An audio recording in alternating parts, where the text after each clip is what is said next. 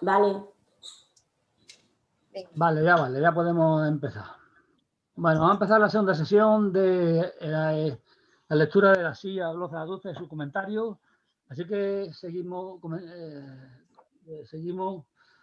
con la lectura donde lo dejamos el otro día y empezamos ya a leer. Venga.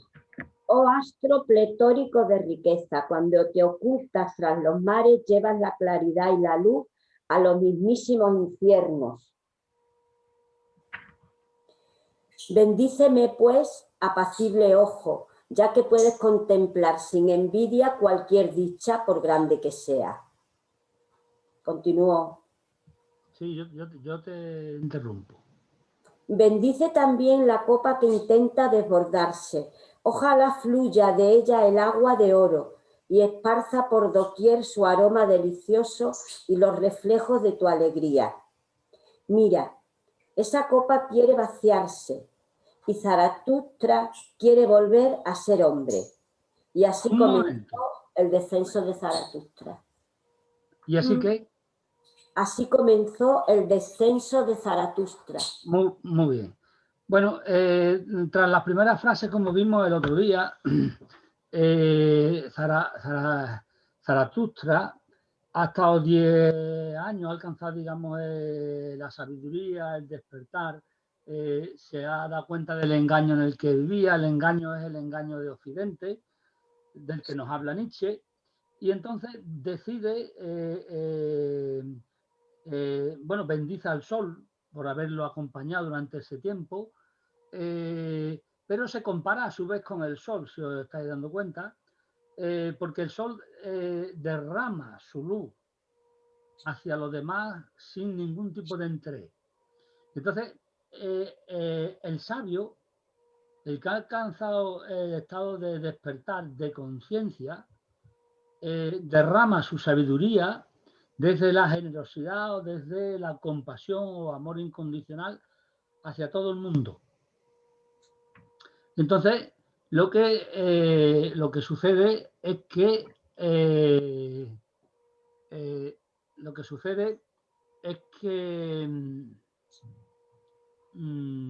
Zaratustra, una vez que ha alcanzado ese estado de sabiduría, pues decide descender a lo que es el submundo. Ahora explico un momentino lo que es eso, a los infiernos, a los abismos, que es el mundo de los hombres. Lo decide por, digamos que es como no un imperativo en el sentido de Kant, sino que es un imperativo vital, no algo que venga de fuera, sino que le desborda a él de dentro. No se puede quedar con su sabiduría y la tiene que expandir entre los hombres. Esa es la cuestión. Es decir, tiene que llevar su conocimiento a los hombres. Pero daros cuenta que dice, porque la metáfora es Zaratustra Nietzsche siempre está en lo alto, en las cumbres, en la soledad, en el silencio. Eso es lo que le ha servido para alcanzar la sabiduría. Ahora desciendo a los infiernos, desciendo al abismo, desciendo donde está la muchedumbre, donde está el rebaño, que es una palabra que utiliza muchísimo Nietzsche para nombrar a los hombres. Los hombres viven en rebaño, no son capaces de vivir en soledad, y para alcanzar el conocimiento es necesaria la soledad. Y Nietzsche es un ejemplo de su filosofía. Eso que suele decir tanto de una cosa es la filosofía, otra cosa es vivir, eso es un prejuicio popular de desprecio por la filosofía, que viene de que la mayoría de la gente no son capaces de vivir según los preceptos filosóficos, ¿no? Pero muchos filósofos, la mayoría, salvo los que digamos son filósofos académicos, viven conforme a su filosofía, Y hay ejemplos muy claros en el que hay una identificación total entre la vida y el pensar. Y ese es, por ejemplo, Sócrates, ese es, por ejemplo, Diógenes, ese es, por ejemplo, Nietzsche. Hay más, pero bueno, hay como tres ejemplos muy conocidos, ¿vale? Entonces, ¿ya sabéis lo que significa eso de descender a submundo? El submundo, con todas las connotaciones que tiene el submundo, es decir, el infierno es un sitio de mentira, de engaño, de sufrimiento. Cuando él estaba en la luz, en la tranquilidad. Es lo mismo que el mito de la caverna, de la isla de los bienaventurados, en la que se quiere quedar el filósofo que se ha liberado y dice Platón, hey, para adentro, para la caverna, luego te pasará lo que te tenga que pasar, que es lo que vamos a ver, lo que le ocurre ¿cómo se llama este? A Zaratustra, ¿no? Pero bueno, al sabio eso no le puede afectar, porque el sabio ha comprendido que no es un yo singular.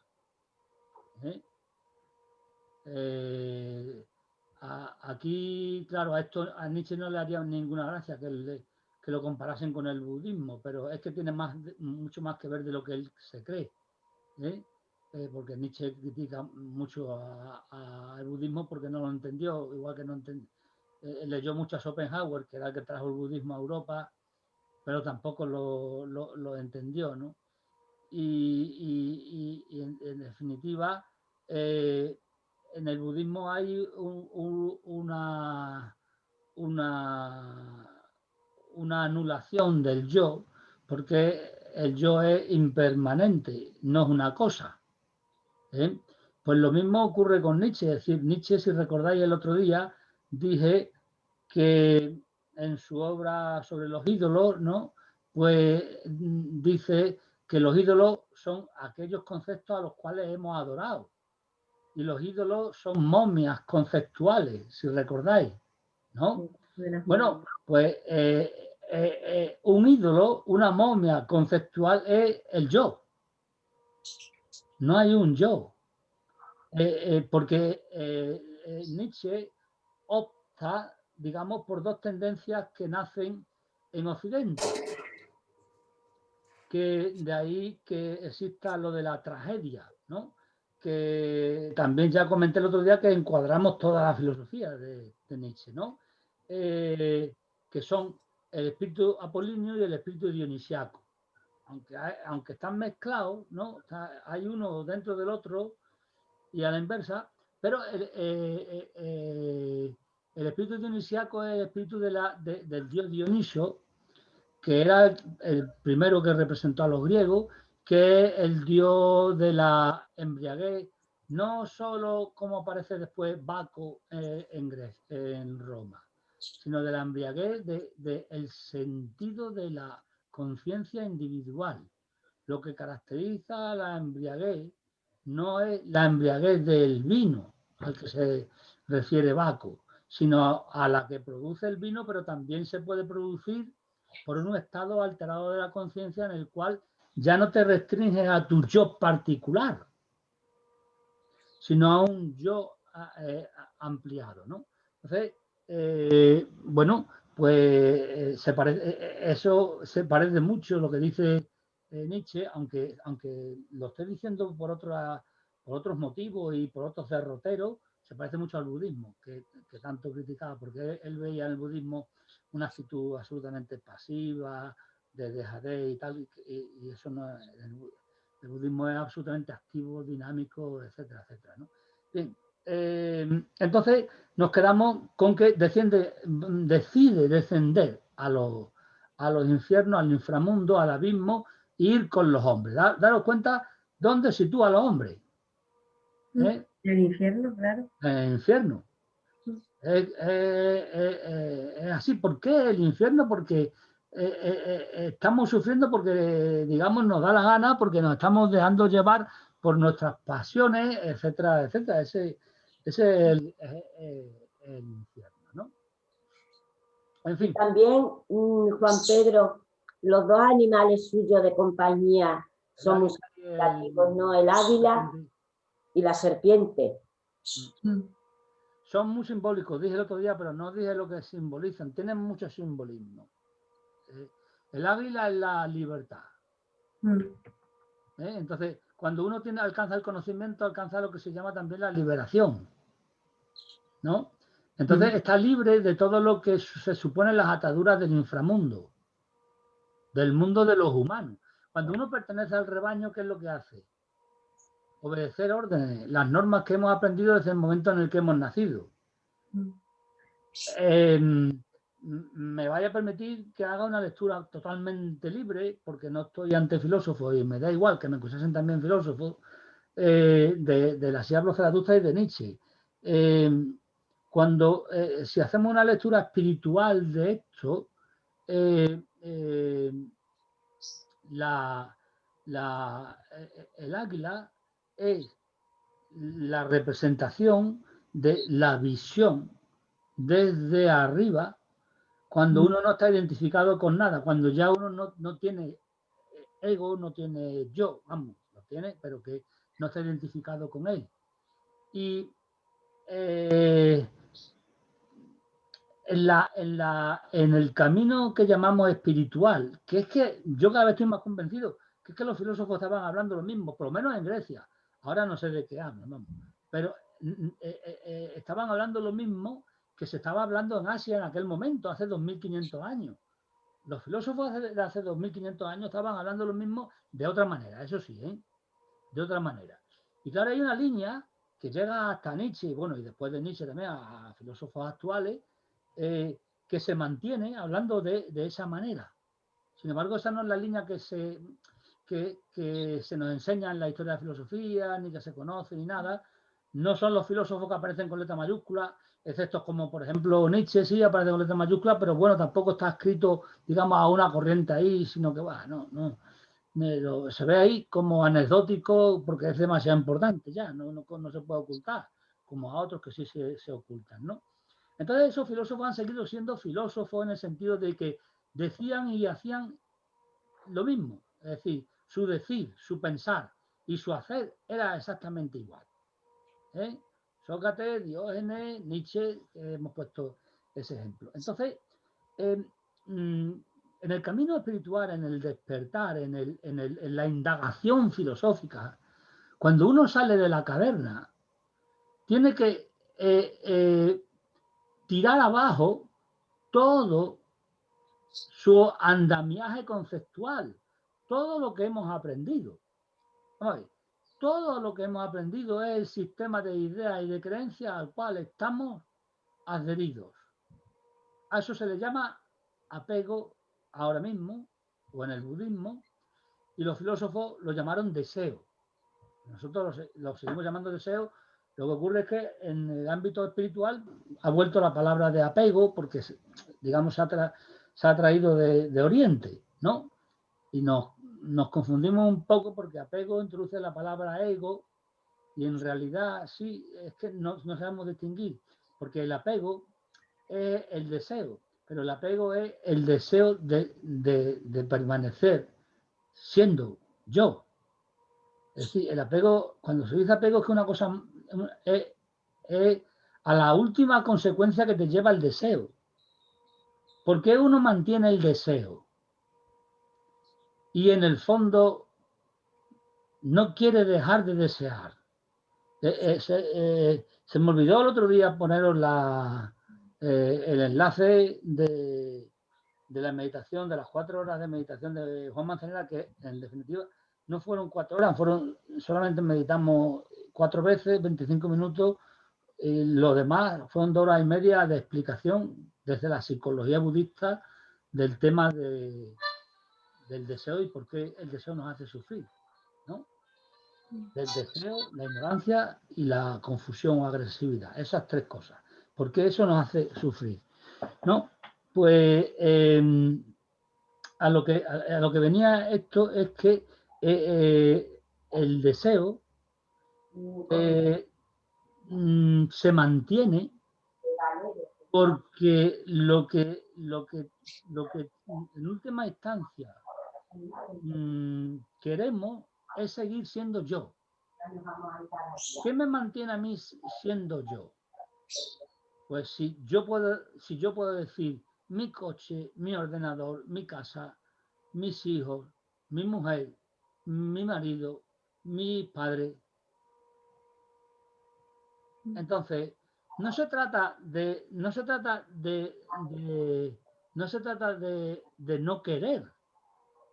Ahora quito todo eso.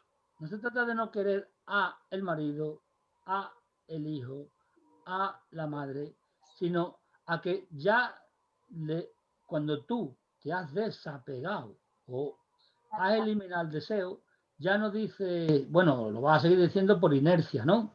Ya no dice mi mujer, mi novio, pareja, mi hijo, mi perro, mi gato, mi ordenador, porque está uno enganchado a todas las cosas.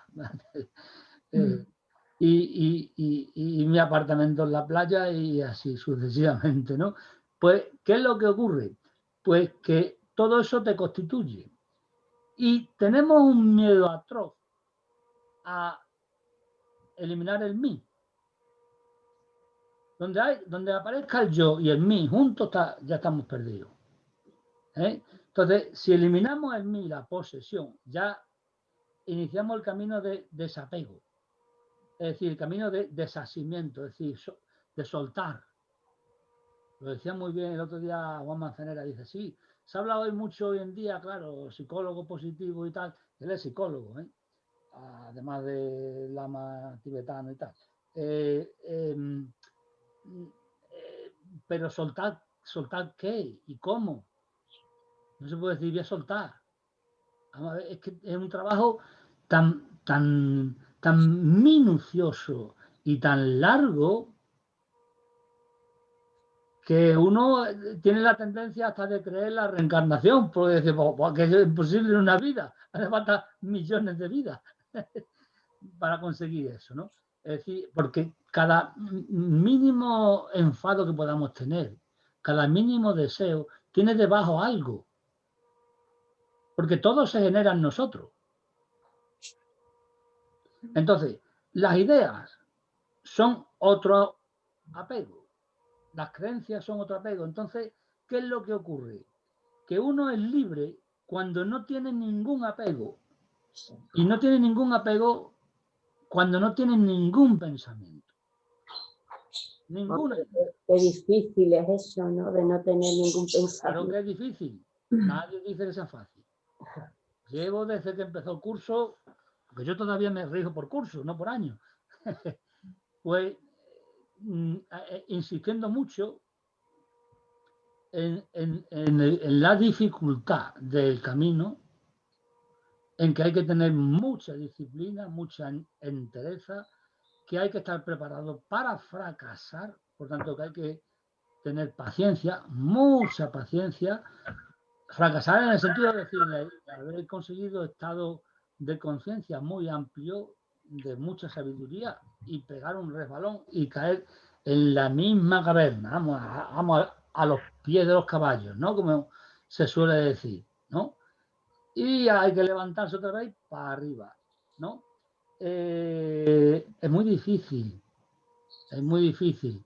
En la meditación, a veces el jueves me acuerdo, podemos hacer alguna meditación de estas de las emociones, que son, además de ser emociones, además de ser meditaciones de autorrealización y liberación, son psicoterapéuticas, es decir, sanadoras, ¿no? De la psique, porque no funcionamos bien, no estamos bien terminados, bien acabados.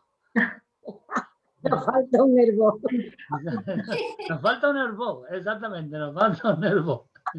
Uno. Bueno, o dos o tres. Y entonces lo que pasa es que podríamos hacer eso para que veáis si en una emoción en concreto lo que se esconde, que lo encontraréis vosotros si sois capaces, a lo mejor no sois capaces, pero bueno, lo repetís después. Lo que se esconde cuando aparece una emoción, por ejemplo, una emoción de enfado. Alguien me dice algo y me enfado. Bueno, Luego hay que preguntarse por qué me he enfadado. Pero bueno, ya haremos esa meditación, ¿no? Bueno, pues entonces el águila es el símbolo de la liberación, es decir, de que no está pegado a nada, pero sobre todo no está pegado a ningún tipo de conocimiento, que es lo que representa a Dios. Dios es la idea de la idea. Y es lo primero que va a anunciar Zaratustra cuando baja de la montaña. Dios ha muerto y el hombre es algo que puede ser superado. Pero es que la segunda parte es una consecuencia de la primera. Y el significado de que Dios ha muerto es que la idea de Dios representa la unidad, la verdad, la belleza, el bien y la justicia. Si ha muerto, no tenemos ningún tipo de conocimiento. No sabemos nada. Es como lo que decía, ¿cómo se llamaba? Sócrates. Solo sé que no sé nada. Es decir, cuando me doy cuenta de que no sé nada, pero cuando lo vivo, no cuando lo entiendo. Y cuando yo lo vivo en cada una de mis células, que no sé nada, que todo es provisional, entonces he alcanzado, digamos, un estado de inmensa sabiduría. Lo que pasa que, claro, estas cosas son muy delicadas porque cuando a uno le ocurre eso, necesita un poco bien de estar muy bien instruido o bien de cierta guía. Alguien que lo guíe un poco porque alguien que haya pasado por ahí ya, porque puede perder pie, es decir, puede quedarse, digamos, en las nubes y no asentar en la tierra. Y claro, entonces le va a ser difícil volver. Aún así, los casos de despertar, digamos, muy radicales, muy espontáneos en el momento, lo que pasa es que llevan mucho tiempo detrás. Se han producido y después han tenido pues, 1 año, 2 años de acoplamiento otra vez al mundo. Ya lo hablé de eso el otro día, me parece, ¿no? En la sesión de los jueves, ¿no? Bueno, pues vamos a ver qué le ocurre a Zaratustra, que no le va a ocurrir nada. No se puede esperar nada bueno de los humanos, así que vea la que le espera. Sigo entonces. Y porque si no sigo yo, y eso es feo. Yo hago lo que te digo. Bueno, continuamos entonces. Zaratustra descendió de la montaña completamente solo, sin topar con nadie en su camino, pero a poco de haberse internado en el bosque, se halló de improviso con un anciano que acababa de abandonar sus santas chozas para recoger raíces por el bosque. Y el anciano habló a Zaratustra de este modo: no me resultas desconocido, viajero. Pasaste por aquí mismo muchos años ha. Te llamabas Zaratustra y has cambiado mucho. Entonces subías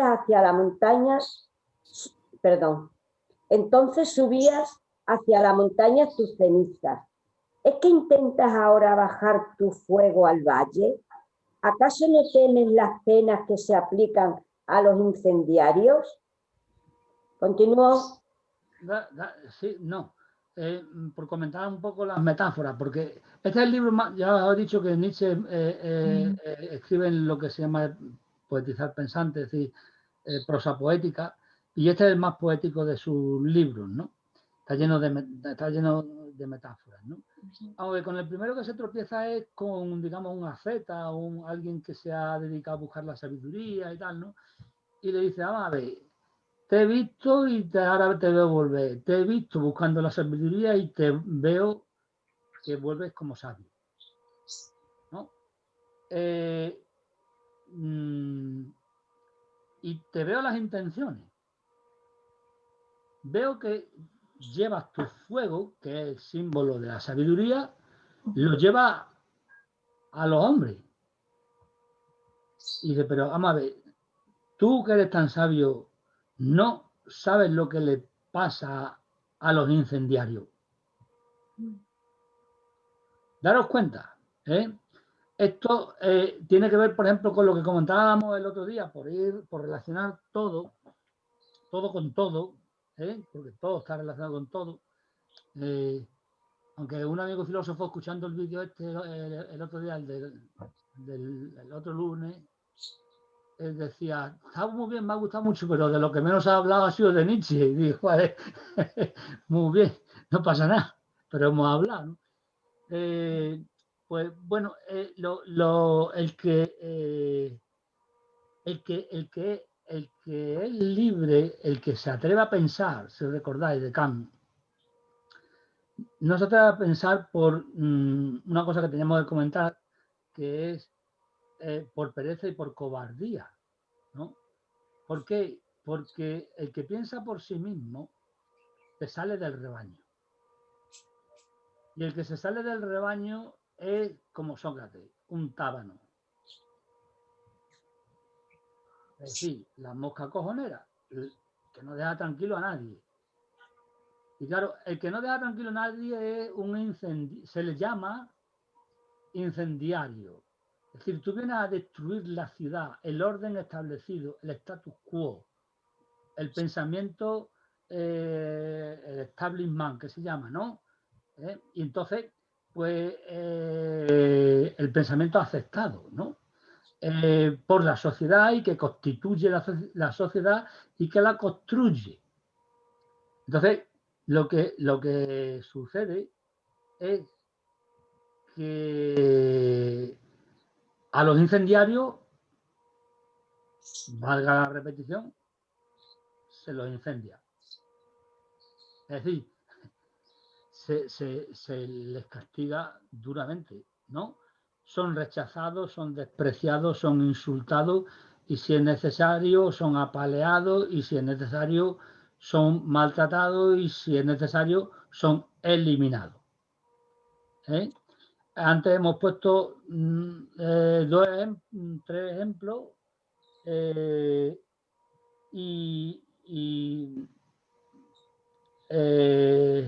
Sócrates pues es sentenciado a muerte. Diógenes es objeto de burla, como si lo que él las burlas que él hiciese fuesen graciosas, cuando realmente no tenían nada de gracioso. Lo que estaba denunciando era la estupidez humana. Claro, lo que pasa es que, como decía, que como el hombre era tan estúpido, había que hacer payaso para que la gente se diese cuenta, pues aún así, ¿no? Jesús también es ajusticiado, Giordano Bruno, Nicolás de Cusa, el mismo Nietzsche se retira a la soledad absoluta, acaba en ese estado de locura entre comillas, ¿no? Es decir, no saben lo que le pasa a los incendiarios. ¿Por qué no se quiere ir contracorriente? Hay muchas dificultades en el camino, hay muchas piedras muy grandes que hay que subir y no se puede dar el rodeo a las piedras, o precipicios con los que se encuentre uno, o ríos que cruzar. Entonces, hay que atravesarlo todo. Entonces, cuando uno piensa por su cuenta, porque se ha instruido, y para instruirse hay que subir a la montaña, es decir, aislamiento, soledad, dedicación exclusiva, etcétera, etcétera. Cuidado, que eso no significa que uno abandone la vida y se vaya a una cueva al Himalaya, no. Significa que la directriz de tu vida es esa. Ahora bien, tú llevas la vida cotidiana de trabajo, familiar, etcétera, etcétera. Lo único que ocurre es que la directriz es la búsqueda de la verdad y liberarte de esto, ¿no? Bueno, de todas las cosas que hemos hablado ya muchas veces, ¿no? Bueno, pues cuando eso ocurre y tomas conciencia por primera vez, entonces tienes que ir contracorriente. Y nadar contracorriente es muy difícil. Entonces, lo más normal es que uno diga, bueno, tampoco merece la pena, ¿no? y se queda abajo en la caverna, ¿no? O, por ejemplo, la metáfora que hay en Matrix, en la primera, ¿no? El que traiciona, pues dice, mira, yo ya he cumplido el trato, he traicionado a mis compañeros, pero lo que quiero es olvidarlo todo y volver a Matrix, ¿eh? Y yo sé ahora mismo que Matrix es un código de información en el cual, estamos en un restaurante, en el cual el filete que me estoy comiendo y la copa de vino que me estoy tomando son información. Bueno, pero yo quiero olvidarme de eso. Yo quiero que el filete me sepa a filete sin saber nada más y el vino me sepa a vino sin saber nada más. Claro, pero cuando ya uno ha dado el paso, ya o nadas contracorriente, con lo que ello conlleva, o de peligro, o te quedas en el limbo. Es decir, ya no puedes volver. Puedes volver, pero ya, digamos, estás señalado, ¿no? Y si nadas contracorriente, eso es dificultoso, trabajoso, necesita uno dedicación y tal, y se puede ahogar también. ¿Entendéis? No, es que no estoy vendiendo ningún taller. No sé si me... Es decir, Sí. estoy proponiendo una cosa que han dicho siempre los grandes maestros de la humanidad. Yo no estoy diciendo nada nuevo. Y además os recomiendo a vosotros que leáis a los grandes maestros, a los que han leído a los grandes maestros, a los que han leído a los que después han leído los grandes maestros, hasta que lleguéis a la actualidad, si queréis leer a autores actuales, ¿no? Que es más fácil de entender porque tienen unas vivencias actuales como las nuestras y entonces son más familiares, ¿no? Y así no os perdéis, porque hay un marasmo sobre todo en esto de la espiritualidad, de confusión entre psicología, filosofía, autoayuda, religión, espiritualidad. Vamos, eso es un lío que es que hay que tener un doctorado en teología, otro en filosofía, otro en psicología, para distinguir lo que es algo útil de lo que no lo es. Así que mejor ir a los clásicos. Siempre. Bueno, continúa. Cuando quiera. Sí, sí. Bueno, sí, con seguridad te conozco, Zaratustra. Tus ojos son puros y en los rasgos de tu boca no hay expresión de asco. No parece sino que vienes bailando. Zaratustra ha cambiado, se ha hecho niño. Zaratustra está muy despierto. ¿Tienes tú acaso algo que ver con los que duermen? Un momento. Aquí hay un montón de metáforas que, si explicamos esas metáforas, explicamos a Nietzsche entero.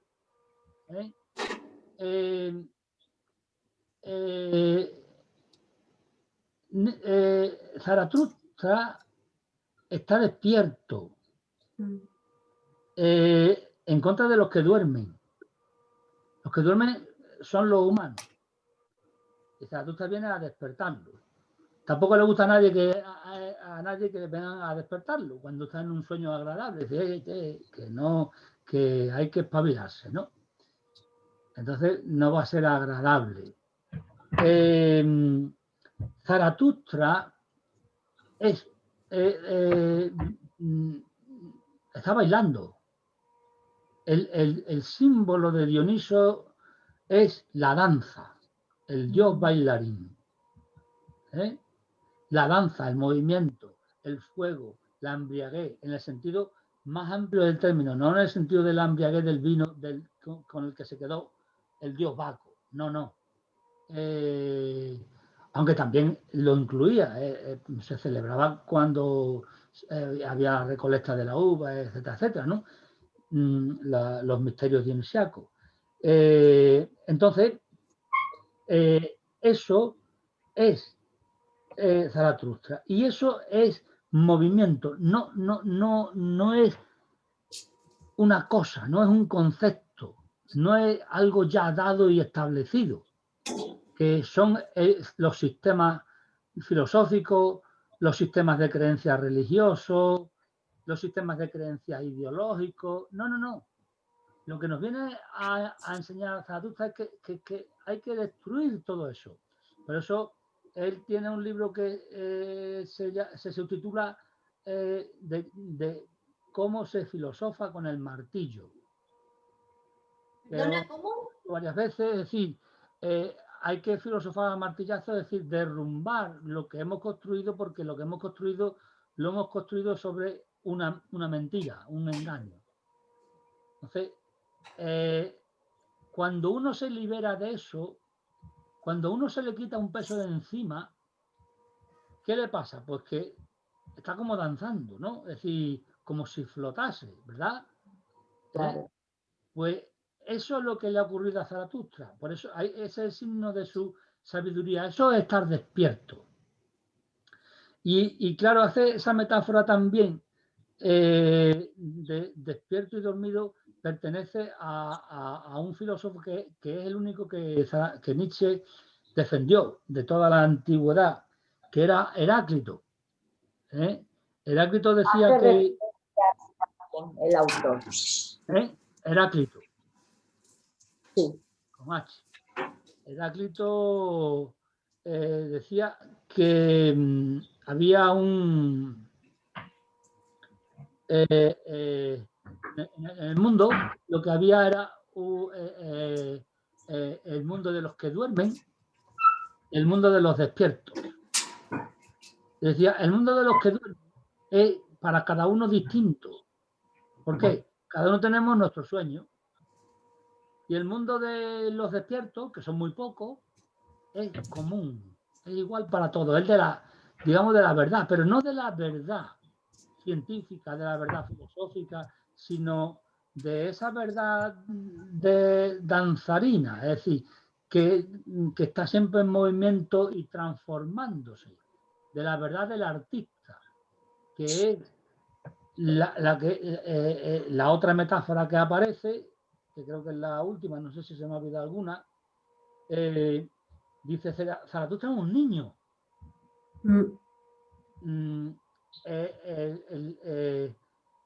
Toda la transformación que tiene que sufrir el hombre consiste en volverse como un niño. Y volverse como un niño es recordar que se parece a lo que también se dice en los evangelios. Hasta que no seáis como uno de estos, no entraréis en el reino de los cielos. El reino de los cielos no es algo que esté fuera, sino que está dentro, está en volver a ser un niño. Pero el niño no está en el reino de los cielos, sino que es que uno tiene que salir y después volver a entrar. Tiene que sufrir toda esa transformación. Hasta que uno no sufre esa transformación, no se convierte en niño, no alcanza esa sabiduría. Pero ¿qué es lo que le ocurre al niño? Esto lo comentaremos porque es, digamos, la piedra angular que le ocurre de la filosofía de Nietzsche y es lo que le ocurre a Zaratustra, ¿no? El niño, además de que no tiene un yo, daros cuenta, no tiene un ego desarrollado, se le está desarrollando el ego, ¿no? Pues el niño está continuamente creando. Para el niño todo es jugar. Pero el juego es una creación. Pero una creación en la que no hay reglas. El niño inventa las reglas. Y si no le conviene, la quita y pone otra. Es decir, recrea el mundo continuamente. Pues esa es la verdad danzarina y ese es el estado danzarín. Y ese es el estado de embriaguez de Zaratustra. Por eso, por ejemplo, la embriaguez de Dioniso es cuando vemos a alguien con un cierto estado de embriaguez, ¿no? Y decimos, estás diciendo cosas sin sentido. No tendrá sentido para ti, pero para él sí lo tiene. No sé si entendéis. Es decir, él está en un estado de conciencia que lo que dice tiene una lógica. Lo que ocurre es que no está dentro de la lógica de un estado de conciencia que se llama estado de vigilia. Él tiene la conciencia alterada. Ahora bien, en un estado de conciencia alterada de forma sana, no por drogas externas que después no te hacen, aunque hayas llegado a un estado ampliado de conciencia, no te mantienen en ese estado, sino que generalmente lo que van a hacer es perjudicial. Pues en un estado alterado de conciencia ya no nos sirve la lógica del estado de vigilia. Esa es la metáfora de la embriaguez de Dioniso. Es decir, la lógica estalla, la lógica sirve para lo cotidiano, para el estado de vigilia, para la ciencia, pero no sirve para cuando uno está realmente despierto. Que es lo que nos quiere enseñar Zaratustra, o si lo llevamos nosotros al ámbito de el camino espiritual, no es para los estados de conciencia que uno va a ir alcanzando a lo largo del camino, en los que ya no está regido por la lógica binaria que se rige por el principio de identidad y por el principio de no contradicción del estado de vigilia. O por ejemplo los sueños, si recordáis hay sueños que no sois capaces de ponerlos en pie, no porque no los recordéis, que esa es otra cosa, sino porque no le encontráis la lógica. No sé si os ha pasado, porque los tratamos de entender con la lógica del estado de vigilia, sin embargo, los sueños proceden del inconsciente, es decir, de un estado de conciencia que no tiene nada que ver con la lógica nuestra, del estado de vigilia, vamos, me refiero. Es verdad. Y entonces ahí tenemos pues esas metáforas que son fundamentales para entender a Nietzsche y daros cuenta cómo se asemejan a todo lo que es la tradición sapiencial o las tradiciones sapienciales, ya sean en filosofía, ya sean en las religiones sapienciales de Oriente, o ya sea en el mismo Nietzsche, o bueno, pues las tradiciones sapienciales de la filosofía, como son Sócrates, los estoicos, Epicurio, Diógenes el perro, la mística procedente de Platón, y, bueno, toda la mística cristiana, los filósofos del Renacimiento, como Nicolás de Cusa, Giordano Bruno y tal, pues todo esto están en esa línea, ¿no? Bueno, vamos a ver cómo sigue. Qué bien se entiende el libro así. Bueno, pues aquí el que traduce pone una nota abajo referente a esta última frase que dice lo que tú nos acabas de decir, que aquí Nietzsche recrea la idea y el estilo de Heráclito. Bueno, pues entonces sigo. Al igual que en el mar vivías en la soledad y el mar te sustentaba. Ay, infeliz de ti, ahora quieres pisar suelo firme. Ay de ti, que quieres caminar por tu propio pie. ¿Intentas quizá arrastrar tu cuerpo de nuevo por ti mismo? Zaratustra respondió, yo amo a los hombres.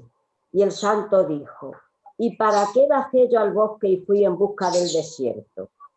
¿Acaso no fue porque amaba demasiado a los hombres?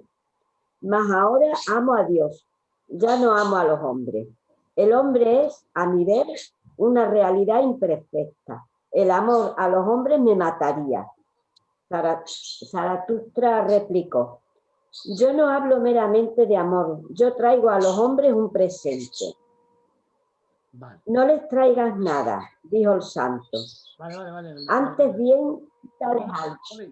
Para mí. Un momentito.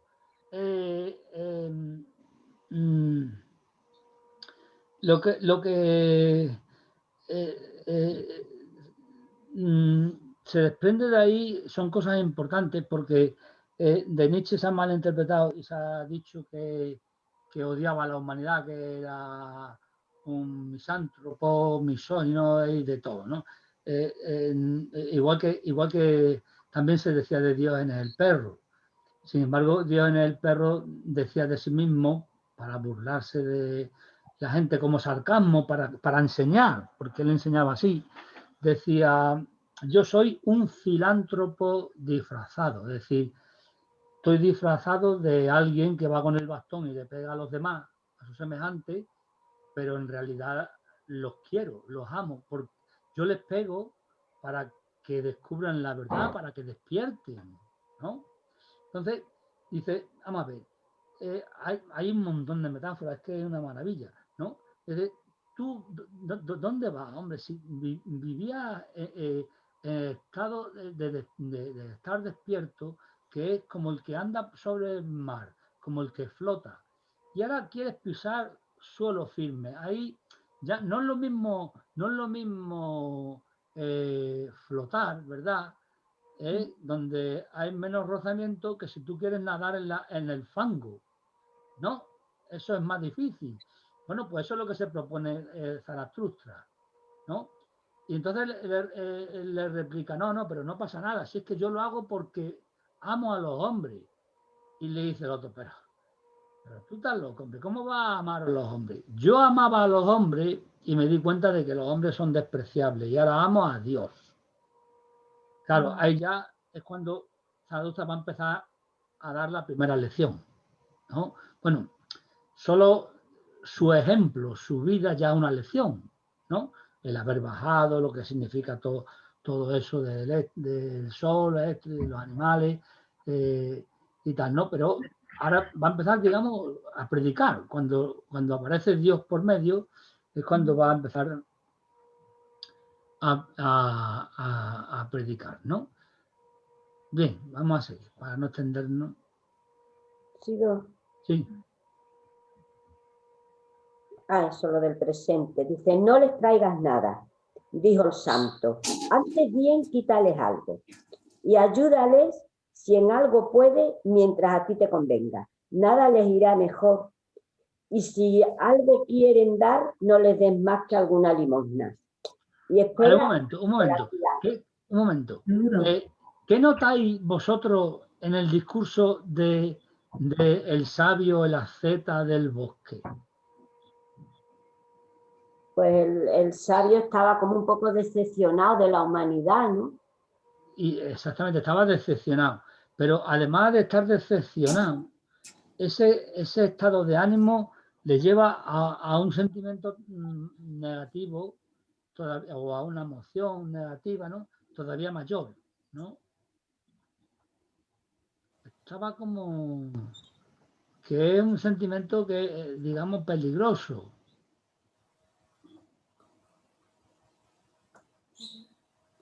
En el que caemos muchas veces, ¿eh? Cuidado, no solamente el sabio, sino todos. Estaba resentido contra la humanidad. ¿Eh? Y eso nos pasa a todos, es decir, es que hay, cuando se cae en lo que se llama así en filosofía el pesimismo antropológico, es decir, el hombre es malo por naturaleza, no tiene solución y esto es el fin, ¿no? Sí, es verdad.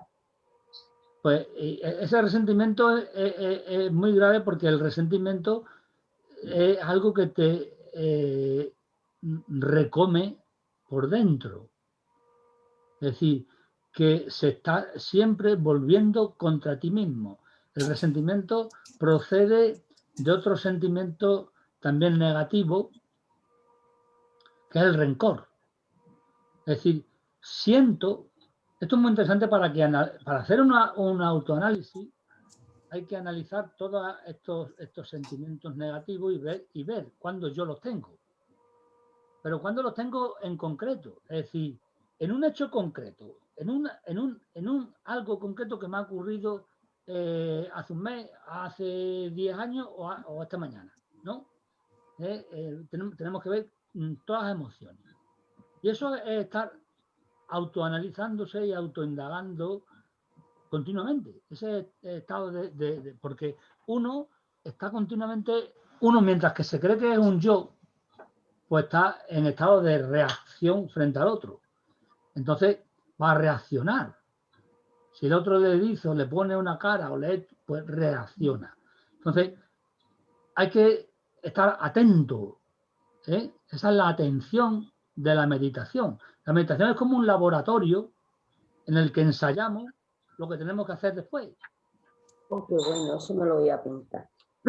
Eso me lo voy a apuntar. Bueno. Es así, ¿no? Porque en meditación, aunque sea muy difícil hacerlo, es facilísimo. Comparado con hacerlo en la cotidianidad, ¿no? Entonces,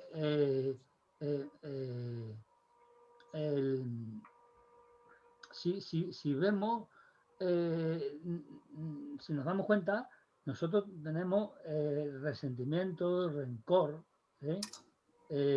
contra la humanidad, que es infundado y que procede muchas veces de creencias, de ideas que pertenecen a lo que se llama el pesimismo antropológico, es decir, no consideramos que el hombre es malo, ¿no? Entonces Nietzsche va a decir una cosa, hay una frase lapidaria de estas de Nietzsche, y es, siempre se le ha considerado a Nietzsche un pesimista, un nihilista, y no. Nietzsche anunciaba el nihilismo que tenía que venir 100 años después de su muerte. No es que fuese ningún profeta, pero ¿qué es lo que ha ocurrido, ¿no? Nuestra época es una época nihilista, ¿no? Precisamente por la muerte de Dios. Entonces, Nietzsche formula esa sentencia, que es la siguiente: el hombre es un puente tendido, a lo mejor lo dice un poco más adelante, creo que es de aquí, un poco más adelante del prólogo, es un puente tendido entre la bestia o el animal y el superhombre. Es decir, no hace un juicio de valor diciendo mal ni bien. El otro sabio, que no llega a ser sabio porque tiene rencor, tiene resentimiento, ama a Dios, es decir, a un ídolo, pues considera que el hombre es malo. Dice, ¿dónde vas? Es que te van a matar. Es que eso da igual, yo estoy por encima del bien y del mal. Precisamente hay una obra de Nietzsche que se llama Más allá del bien y del mal, o Por encima del bien y del mal. Y es muy curioso esto, porque cuando uno llega a un estado de conciencia, en el camino espiritual, se llega, que es el amor incondicional, el estado de conciencia del amor incondicional, que es el estado ya de no dualidad, ¿no? Tienes conciencia de tu ego y todas estas cosas, ¿no? Pues ya estás por encima del bien y del mal. ¿Qué quiere decir que estás por encima del bien y del mal? No que hagas lo que te dé la gana, no, sino que comprende que aquello que tú llamabas mal es otra forma de manifestarse el bien debido a una serie de circunstancias y de condicionamientos que no tienen nada que ver con la voluntad de aquel que tú dices que hace el mal. Es decir, que tú comprendes al otro de tal manera que puede ser el otro. Si recordáis el otro día en la meditación, nos detuvimos mucho analizando la compasión en el budismo, que tiene dos pilares. Que todos somos iguales, pero eso, comprenderlo hacia adentro, interiorizado, todos los seres somos iguales, mucho más los humanos, ¿no? Más fácil de empezar por los cercanos, ¿no? Y luego que yo soy el otro, es decir, me tengo que poner en el papel en la situación del otro para comprenderlo. Pero para comprenderlo es para vivir como él vive. Eso no significa, cuidado, porque entonces nos vamos al nivel intelectual. No significa justificar su mal. Es decir, claro, entonces si yo me pongo en el papel de Hitler, justifico el mal de Hitler. No, tú no puedes justificar el mal de Hitler.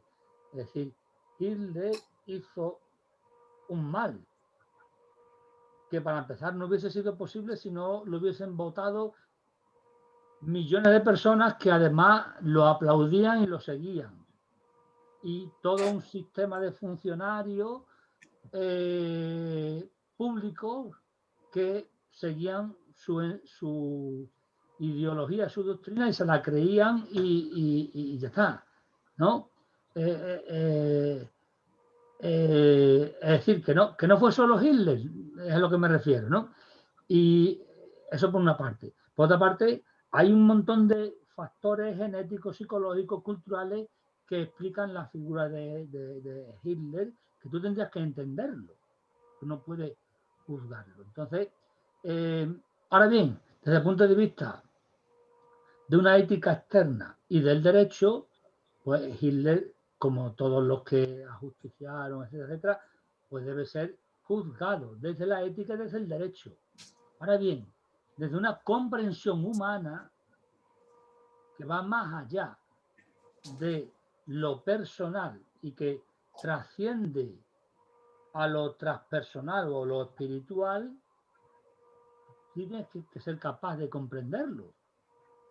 No estoy diciendo nada nuevo. Vuelvo a los maestros. Amar al prójimo, incluido a tu enemigo. Y eso lo dice Jesús, pero ya 500 años antes lo había dicho Buda, ¿no? Con la compasión.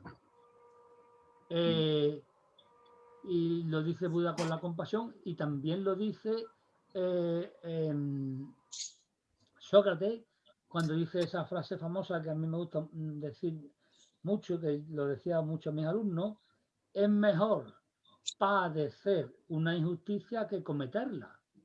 Si yo cometo una injusticia, yo soy injusto y por tanto mi alma se corrompe. Ahora bien, si a mí me hacen un agravio, cometen una injusticia contra mí, a mí no me afecta si soy un hombre noble y yo no he cometido esa injusticia, ¿no? No me afecta para nada. Es decir, me va a dar igual. ¿Por qué? Porque estoy por encima del bien y del mal, no en el sentido de que haga lo que me dé la gana, sino que comprendo al que me está haciendo la injusticia. Entonces veo que está lleno de rabia, que está lleno de envidia, que está lleno de rencor contra mí y me explico por qué me juzga de esa manera, por qué habla mal de mí, y entonces ya no lo juzgo. Porque claro, esa es la otra parte. No solamente es que sea mejor padecer una injusticia, sino que hay que tener la sabiduría de padecer una injusticia. Es decir, no enfadarse.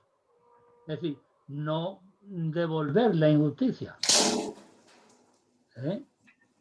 sino saber que eso no va contigo. Y además, todavía más profundo, entonces nos iríamos a Buda, ¿no? Todavía más profundo, es decir, saber por qué ese hombre ha cometido esa injusticia contra mí. Y eso es ponerme en su lugar totalmente. Comprender por qué me siente envidia, animadversión, lo que sea. Esa es la cosa. Madre mía, es que este libro, y además explicado así, esto es un lujo. Sí, es un lujo. La verdad que sí. La verdad que sí. Es que el libro lo dice todo. No lo da mascado, la verdad es que vamos, un regalo. Es que es sabiduría Dura y dura. tal y como está escrito así poéticamente, es que es una maravilla. Es que Sí, pero no se entiende. Y mira, puede poner a No hablar. es fácil de entender. no es fácil de entender. Y yo No, lo porque leí. es que hace falta tener mucho. Con tus explicaciones, que esto es una maravilla. Claro, pero porque hace falta cierto conocimiento, que hay que tenerlo detrás, y entonces pues te aclara lo que significan las metáforas, ¿no? Claro. Porque las metáforas que utiliza no las entiende cualquiera, porque si no sabe de lo que había dicho Heráclito, no sabes lo que había, entonces pues no te queda el sentido así muy lejano. Sí, pero te quedas a media. Eso, Sí. te queda claro. Pero hay que estar volviendo siempre, porque yo me lo volví a leer. Hay que volver siempre sobre lo mismo. Yo me lo volví a leer, creo que lo dije en la otra sesión, lo volví a leer el año pasado, junto con otra obra que se escribió más o menos en la misma época y que es otro gran clásico, que es el Fausto de Goethe. Y además la experiencia de leer esas dos obras a la vez es una experiencia, digamos, especial, ¿no? Ya os lo ¿Y cuál conté. Juan Pedro? Fausto, de Goethe, es una obra de teatro así muy, muy larga, en la que un intelectual que se ha llevado toda su vida dedicado a los libros y no ha vivido en el sentido que llamamos y que separamos, que está mal hecho, pero bueno, separamos el vivir del estudiar, por ejemplo, cuando vamos a ver si uno está dedicado al estudio, su vida es el estudio, no es que no viva. Pero bueno, digamos, había esa dicotomía, siempre ha existido esa dicotomía, entonces Goethe se la plantea hipotéticamente en un personaje que es un intelectual, el hombre más sabio de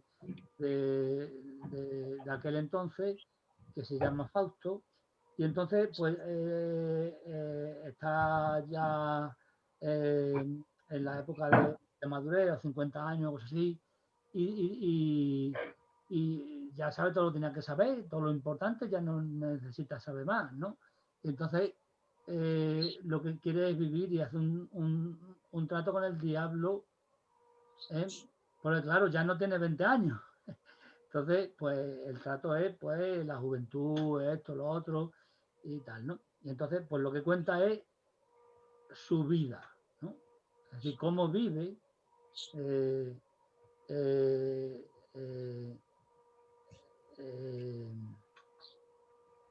esa vida nueva que le da el diablo a cambio de su alma, claro. Sabéis que los tratos que se hacen con el diablo son siempre iguales, ¿no?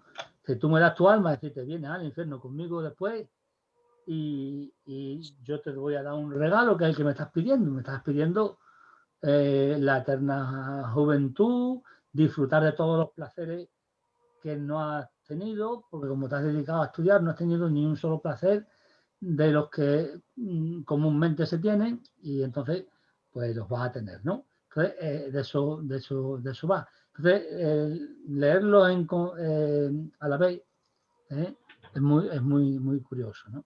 ¿Y este de quién? El Fausto empieza con una frase que precisamente tiene que ver mucho con Nietzsche, que dice: en el principio fue la acción. Goethe lo que va a reivindicar ahí es la vida como acción, no como pensamiento, que es lo mismo que Nietzsche. Nietzsche dice, no os dediquéis a pensar y a los conceptos, sino a vivir. Dioniso no está pensando, está viviendo.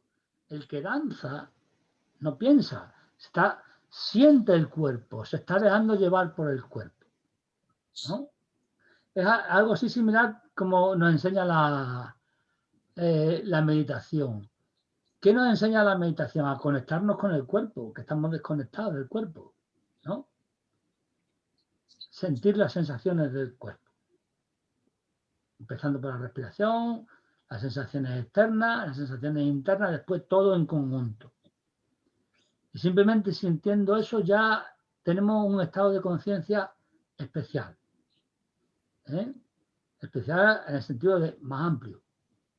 No aquí reducido al hemisferio izquierdo, a la lógica, tengo que hacer, tengo que deshacer y tal y cual, ¿no? Bueno, pues, seguimos un poquito más, ¿no? Hasta las 1:30, ¿no? Vale. Bueno, dijo, yo no doy limosna, no soy lo bastante pobre como para dar limosna. El santo sonrió al oír aquellas palabras y prosiguió. Veremos si es que aceptan tu regalo, pues desconfían mucho de los anacoretas o de los solitarios y nunca creen a nadie a quienes les llevamos presentes. Nuestras pisadas les suenan... La metáfora esa sí es muy clara, ¿no? Es decir, el rebaño no escucha al solitario. El solitario es sospechoso. Eso es como el daño que la nueva pedagogía ha hecho en la enseñanza, ¿no? Ve a alguien que se sienta solo, que va por su cuenta, que en los recreos pasea y piensa demasiado, dice, algo raro, ese tiene que estar mal llevarlo a este se va a gabinete psicopedagógico. El gabinete psicopedagógico le pregunta, supongo yo que le dirá, pues nada, porque me gusta estar solo, ¿no? Que me gusta escuchar música por mi cuenta, que me gusta leer o lo que sea. Y no tienes amigos, pues no, pues uno, dos y tal. Este es muy raro. Al psicólogo, al psiquiatra, pastillas porque tiene un comportamiento que no es el que tiene que tener todo el mundo. Y se desconfía del solitario. Y hoy en día, por ejemplo, con el tema de la medicalización de la ética, pues hemos caído en que todo comportamiento que se salga de una línea establecida arbitrariamente y de forma gregaria, es decir, por el rebaño, pues es considerado una patología. Y ya las patologías son consideradas como algo externo al ser humano. Cuando una patología es algo que te sucede a ti, es decir, no es externo, es interno, porque si lo consideras externo va a ser muy difícil que lo acepte, tanto, digamos, las patologías psíquicas como las físicas, ¿no? Y entonces, claro, hay una separación de la enfermedad y por tanto ya una no aceptación de la enfermedad, por tanto una no aceptación de la muerte, todo está mal interpretado porque todo tiene que caer dentro de la normalidad y se ha decidido que la normalidad es sana, está sana, es bella, es joven y tal. Pero si eso no existe. Yo no lo veo por ninguna parte, pero por lo visto, nada más. Bueno, tampoco lo veo porque no lo veo en la televisión, supongo yo que en los anuncios, ¿no? Por lo menos antes eran así y seguirán siendo así, ¿no? Habrá belleza, juventud, atracción sexual, dinero, poder. Yo creo que son todos esos valores los que transmiten los anuncios, ¿no? Pero salía a la calle y veía algo de eso. No. No, eso no existe. Por tanto, todo el mundo está frustrado. Porque todo el mundo desea eso. Es infeliz. Porque los medios de comunicación son máquinas de producir infelicidad. Alimentan los 3 venenos que ya de por sí tenemos en el alma. Alimentan la ignorancia, es decir, lo que nos cuentan no tiene nada que ver con la realidad. Alimentan los deseos. Un coche, porque el coche me seduce. Me seduce el color, la forma, la velocidad, la limpieza, la mujer o el hombre que lo conduce, el poder que me da. Todo eso me seduce, ¿no? Y alimenta la agresividad. Es decir, los medios de comunicación criminalizan determinados comportamientos y alaban otros comportamientos, ¿no?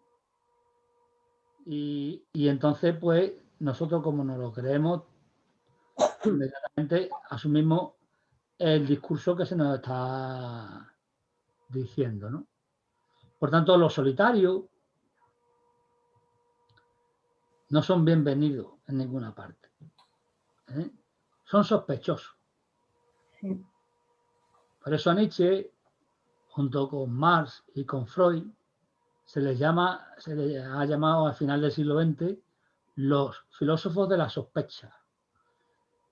No por eso, sino porque sospecharon de que Occidente estuviese contando alguna verdad y llegaron a la conclusión de que Occidente estaba contando mentiras. Nietzsche lo dijo como estamos diciéndolo, como estamos contándolo. Freud lo dijo a través de su teoría del inconsciente y Marx lo dijo a través de su teoría de la dominación, de el que tiene el capital, es decir, los medios de producción, ya sea en cualquier sistema de producción, ya sea el capitalista o el feudal, da igual, y los que no tienen nada más que su capacidad de trabajar para poder vivir, ya sea un esclavo, un siervo de la gleba, o sea un obrero o alguien que está haciendo teletrabajo, da igual. Entonces, esos 3 desenmascararon las mentiras. Pero las mentiras siguen de la misma manera. Es más, ya os dije el otro día que se ha rizado el rizo, es decir, hemos llegado al psicopoder, que es hacernos pensar que somos libres cuando no lo somos. Que nuestra forma de actuar es libre cuando no lo somos. Es decir, que abrimos una empresa libremente, que consumimos libremente. ¿Usted se puede comprar un yate? No, lo comprará alguno, ¿verdad? Toda la libertad se ha reducido a la libertad mercantil, pero es que no tenemos ni siquiera esa libertad.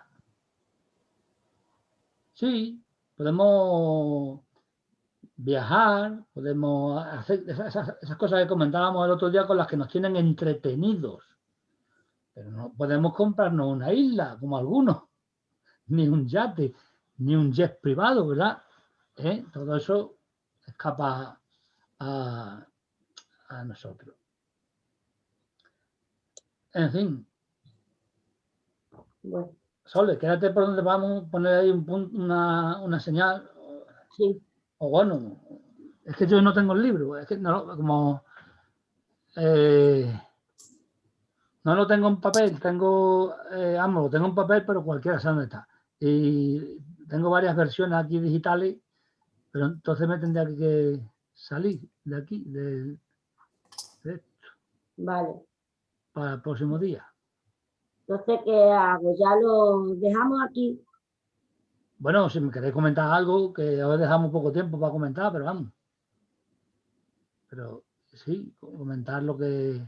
Mira, hay una que a mí no me acaba de entrar en la cabeza. Dice, no soy lo bastante pobre como para dar limosna. No soy lo bastante pobre como para dar limosna. Vamos a ver, el que da limosna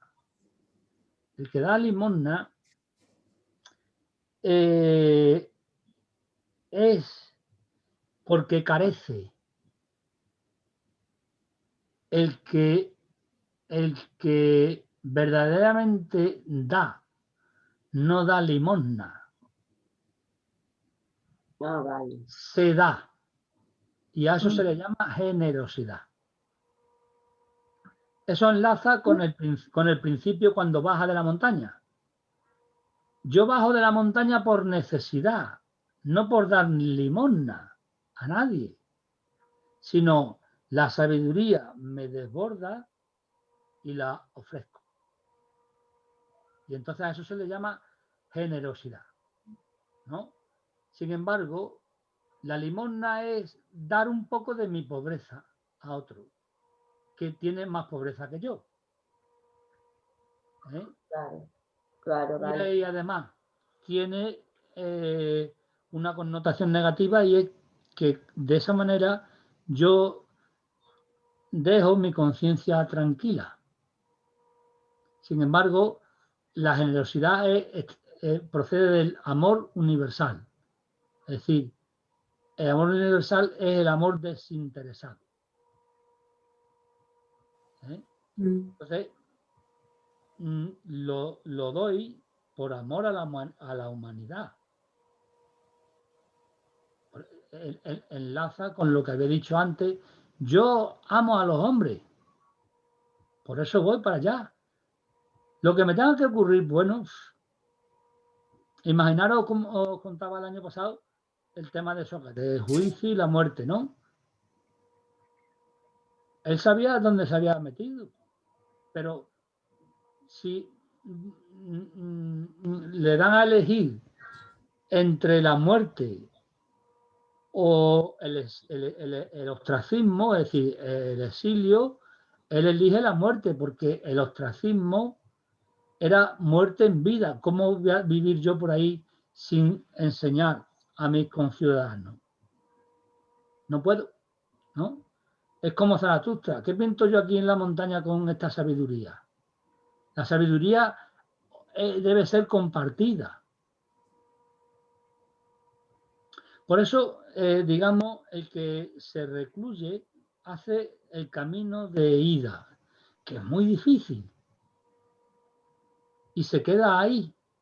Esto no es ningún reproche, porque hacer el camino de ida es muy difícil.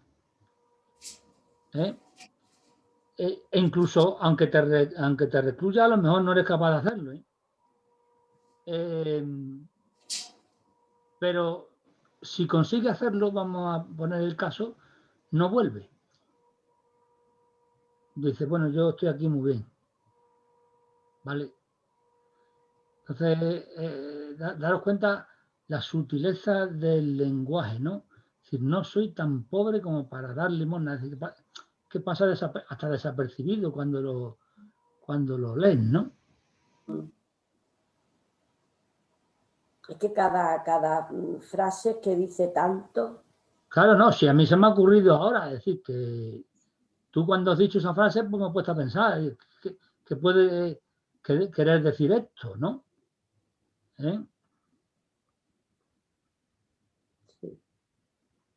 Es que eso, que tienes que ir leyendo y pensando y volver a leer y otra vez a pensar. Y hay veces que por mucho que piense, no llega a Claro, eso es lo que pasa con la poesía, que aunque sea en prosa, que es que no es una línea conceptual que tengas que entender, es que te estás señalando con el dedo muchas cosas que no las ves.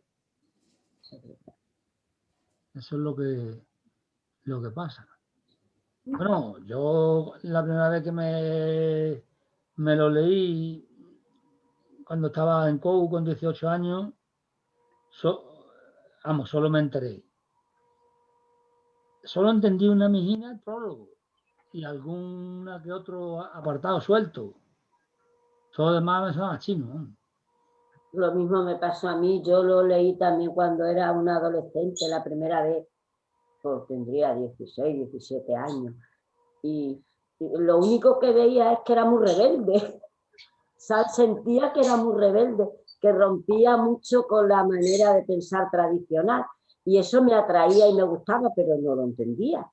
Claro, sí, yo también aprecio, sí, yo también, hay valores que yo veía.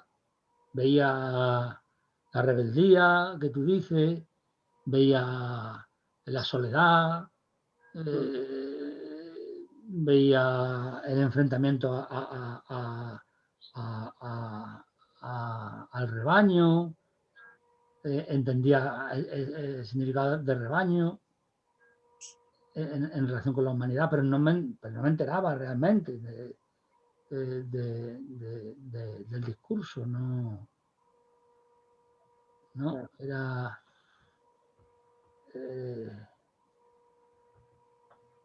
claro, tampoco había leído ningún libro que explicase a Nietzsche, no, ni la edición que me estaba leyendo que me habían regalado no tenía un prólogo. Entonces no había internet, no podías irte a ver Nietzsche, pum. Y entonces la lectura era mucho más complicada, ¿no?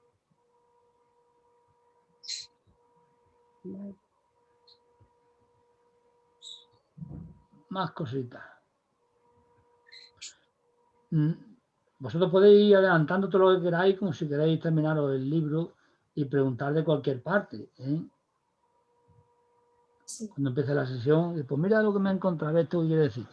Pues ya enlazamos con lo que estamos leyendo, o es algo que está muy alejado, muy disperso, pues lo dejamos ir para otro momento, para explicar en otro momento, pero vamos, vosotros seguís con la lectura, ¿eh? Porque si no así vaya a ir muy despacio. De todas maneras, con las explicaciones que hemos dado el otro día, en las explicaciones hice, pues digamos, un abanico, digamos, de la filosofía de Nietzsche, y así es más fácil de entender, ¿no? Y luego el prólogo, por ejemplo, en la edición de Estrella, que es la de Sánchez Pascual y tal, pues es muy fiable ese prólogo para entender lo que dijo Nietzsche. Entonces, por leerlo viene bien si alguno quiere. Hay gente que no quieren porque lo que quieren es descubrirlo por ellos mismos, no que alguien que sepa mucho de Nietzsche se lo explique, ¿no? Porque entonces ya cuando te pones a leer, inmediatamente se te viene a la cabeza cómo lo ha interpretado, ¿eh? ¿Entendéis? Entonces, bueno, ya, eso ya como cada uno quiera, ¿vale? Oye, con el libro Muchas gracias, Juan Pablo. Caballé, El arte de ser, ¿seguís con él? A ver, sí. Entonces la reunión de los jueves es con el libro ese. Ese es el libro que seguimos de referencia. Vale. ¿Eh? Y vamos por el primer libro, la introducción o lo que sea, que es por un punto que además es los factores externos para que te impiden alcanzar la autonomía. No sé, factores externos se llama algo de eso. Por ahí vamos. Dentro del primer capítulo, de la introducción, me acuerdo. Vale. Muy bien. Bueno. Pues nada, entonces lo dejamos para... Muchas gracias, Juan Pedro. Muchas Gracias a vosotros. Ya nos vemos. Muchísimas gracias, porque así es un gusto entender los libros. Me alegro yo. Gracias, Juan Pedro. Venga, vale, hasta Gracias. luego. Venga, Quiero de veros a todos. adiós. Adiós. Adiós.